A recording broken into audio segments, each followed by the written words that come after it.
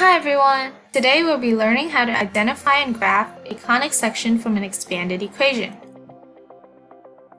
Our first example here asks us to identify and graph the conic section from the equation below. First of all, we know that this equation represents either an ellipse, circle, or hyperbola because both the x and y values are squared. But to identify exactly what type of conic section this equation represents, we must put the equation into the standard form by completing the square.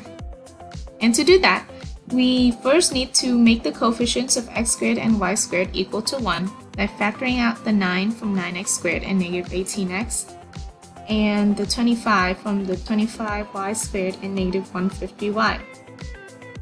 Following the rules of how to complete the square, we divide negative 2x by 2 and then square that value to get 1. Therefore, we add 1 inside the parentheses. Do the same steps to negative 6y and add 9 inside the parentheses with the y values. Next, factor y squared minus 2x plus 1 into y minus 1 squared and y squared minus 6y plus 9 into y minus 3 squared.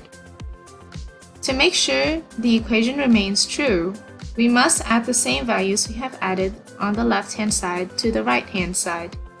This is where the importance of the parentheses come in, because instead of adding 1 and 9, like the numbers we put inside the parentheses, we actually have to add 9 and 225.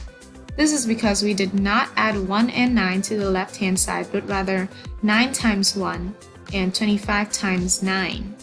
The positive 9 and negative 9 on the right-hand side will cancel out, leaving 225. Then divide all terms by 225 in order to obtain 1 on the right-hand side. The equation then simplifies to x minus 1 squared over 25 plus y minus 3 squared over 9 equals 1. With this equation, it is clear what type of conic section it is because both the x and y terms are positive and the equation equals to 1. In conclusion, this equation is an ellipse.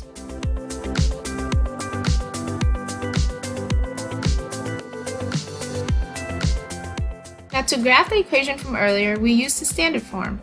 First, we must find the center of the ellipse represented by hk. To get the coordinates at the center, we focus on the numerator in the fractions and solve for zeros of the equation. In this case, x equals to 1 and y equals to 3. Therefore, our center is the point with coordinates 1, 3. We plot the point on our graph.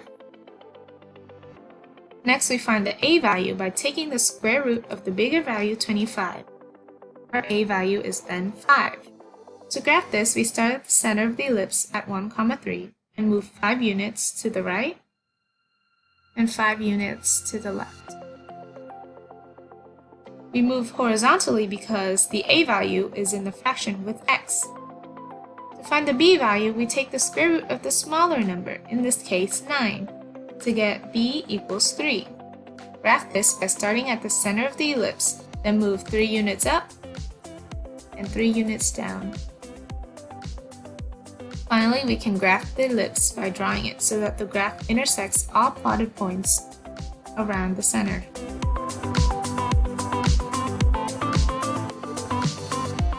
Our second example once again asks us to identify and graph the given equation below.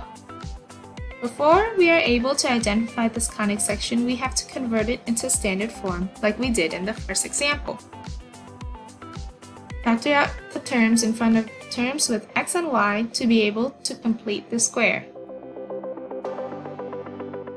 Next, follow the rules of completing the square and divide -8 by 2 and square that to get 16. And divide 4 by 2 and square that to get 4. Factor x squared minus 8x plus 16 into x minus 4 squared and x squared plus 4y plus 4 into y plus 2 squared. Once again, we must be careful when balancing the equation to add the right amount to the right-hand side by multiplying the added term with the number in front of the parentheses. Evaluate the right-hand side of the equation to obtain 100. Finally, divide all terms of the equation by 100 to simplify it to the final equation of x minus 4 squared over 4 plus y plus 2 squared over 25 equals 1. Because both x and y terms are positive, and because the equation equals to 1, This equation is an ellipse.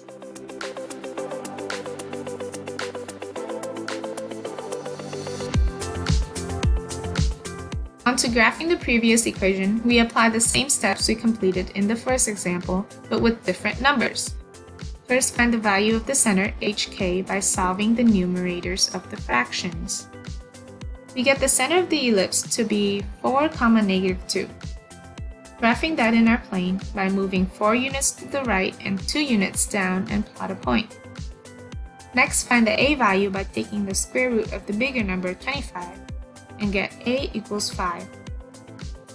Differing from the first example, however, the a value is in the fraction with y this time. To graph the major axis, we move 5 units up and 5 units down from the center of the ellipse. This will ultimately result in a vertical ellipse graph. Then find the b value by taking the square root of the smaller number 4 to get the b value as 2. Graph the minor axis by moving 2 units to the left and 2 units to the right. The last step is to draw in the ellipse, and we are done. That's the end of my presentation. Thank you for watching.